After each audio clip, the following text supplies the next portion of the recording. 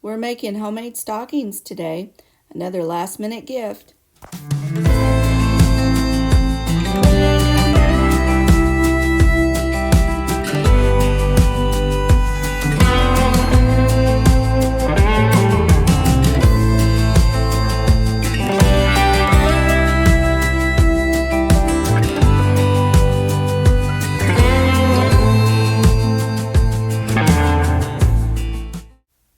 We're using leftover material, old stockings and old t-shirt and a couple of skirts to turn into stockings today.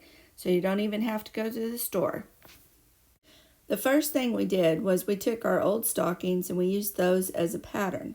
You can also eyeball the amount if you want, but you fold the fabric in half so that you have at least one fold and you don't have to sew every seam or glue it or use the iron-on bonding.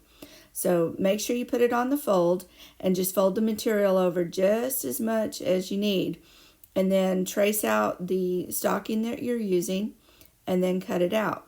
In this one, I'm cutting on the t-shirt, so I used the side of the t-shirt and I used my pattern, and you'll see this turned out to be a pretty cute one because we had already modified the t-shirt with a button and extra fabric.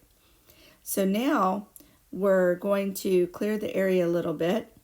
We're going to cut another one because remember, I'm making 5 stockings here. So my younger son likes plaid, so we had some extra plaid fabric around, and it's very Christmassy. So again, trace the outline on the fold of your stocking and then do the best you can. You can see I'm struggling with left-handed cutting, but cut out your material, allowing for a little bit of leeway here.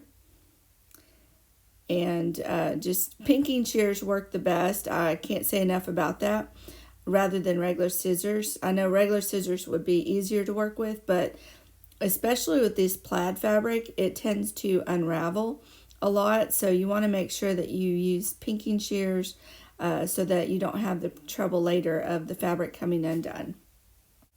We'll finish cutting out the stocking here.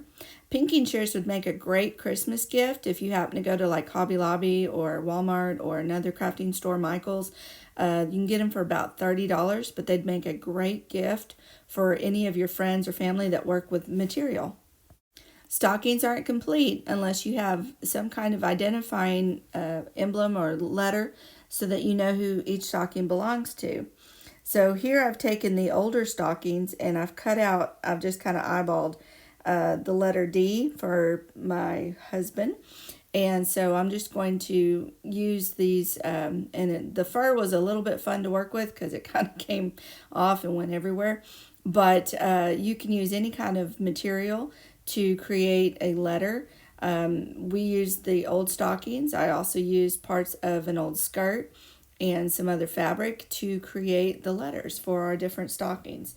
So gradually you just cut around, and if you want to use a stencil or just eyeball, it's up to you, but it's kind of fun and you have plenty to work with here.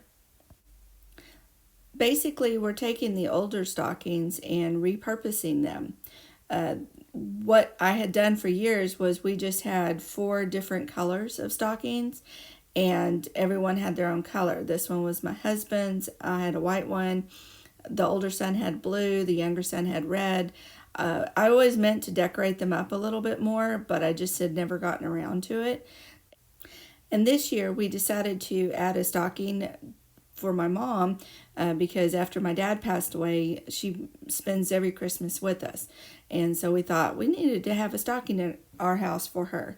And so that's what prompted our repurposing today.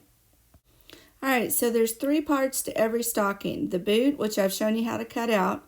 The letter or emblem that you want, I've shown you how to cut that out. Here we're cutting out the letter J for another family member. And then you also need the cuff, which in some cases we used the fur off of the old stockings.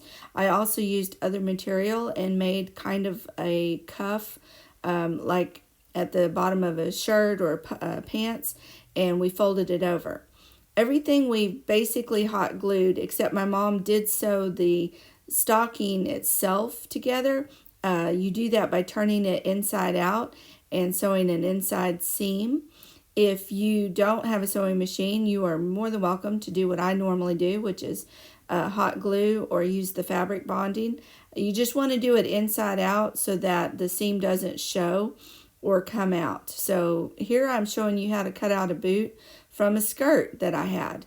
And you basically lay it on the side of seam and trace around it, cut it out. That way you only have to do the toe area. We also added material to the toes and other areas just for fun.